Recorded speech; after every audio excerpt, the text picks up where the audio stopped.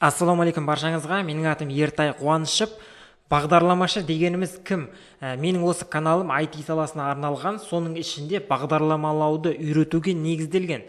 Бірақ кейбір адамдар бағдарламашы дегеніміз кім? IT маманы деген ол не істейді? Оның жұмысы қандай деген секілді сондай сұрақтарды білем деп ойлауы мүмкін, бірақ көбі дұрыс емес пікірде. Көпшілігіне қарайтын болсақ, бағдарламашы дегеніміз кім деп айтатын болса, ол компьютерді жақсы білетін адам, немесе компьютерге программа орнататын адам, немесе сол сияқты жұмыстарды өте сондай жақсы білетін адам деп айтады. Бірақ ол дұрыс емес. Бағдарламашы дегеніміз бұл компьютерді жақсы білетін адам емес. Бұл компьютерге бағдарлама жазатын адам. Яғни белгілі бір тілдер арқылы PHP, Python, Kotlin, JavaScript, Java, немесе сол секілді кез келген бағдарламалау тілі арқылы бағдарлама жазатын адам. Егер біреу сізге мен бағдарламашымын дейтін болса, бірден сұрауыңыз керек. Қандай тіл бойынша сен бағдарламашысың, қандай тілді білесің деген сияқты. Егер ешқайсысын білмейтін болса, онда ол ешқандай бағдарламашы емес. Бағдарламашыларға компьютерді мықты білу ол шарт емес. Бағдарламашының жұмысы мынадай да, бірінші компьютерді қосады, программа, яғни код жазатын редакторды ашады, сосын ол программасын жазады. Яғни соны ең компьютерден керек білімі ол сол.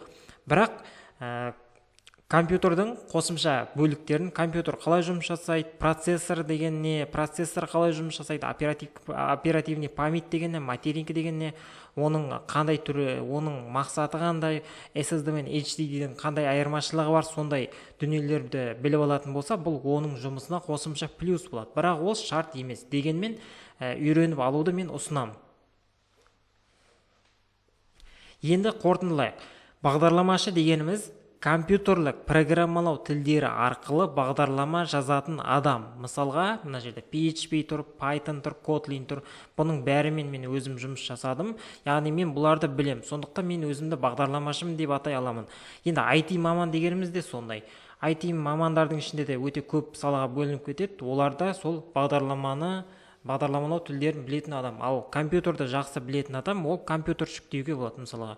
Енді сондай адамдар бар, мысалы компьютердің ішінде жөндеумен айналысады, немесе процессорын жағы алмастырады, оперативный памятьті алмастырады, сол бұзылса соны жөндеп береді деген сияқты. Оны бағдарламашы істемейді, оны сондай компьютершіктер істейді.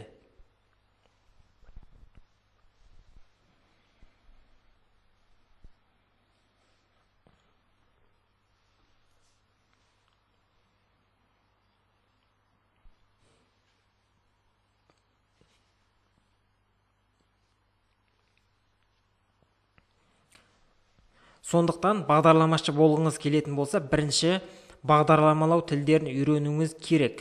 Бірінші сіз өзіңізге таңдау жасауыңыз керек та, сізге компьютердің іші қызық па, немесе бағдарлама жасаған қызық па? Егер бағдарлама жасаған қызық болатын болса, онда сіз бағдарламашы бола аласыз. Оның сол үшін программалау тілдерін үйренесіз. Ал егер компьютердің іші керек болатын болса, онда жаңағы сізге бағдарламалау емес, соның ішіндегі дүниелермен айналысу керек. Ол әрине ол басқа сала.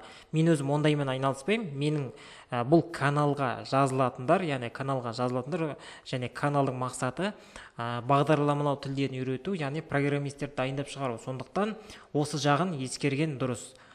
Осымен видеоны аяқтаймын. Егер осыған қатысты, осы видеоға қатысты сұрақтар болатын болса, пікірге жазып қалдыруларыңызға болады және міндетті түрде жауап беретін боламын. Келесі кездескенше.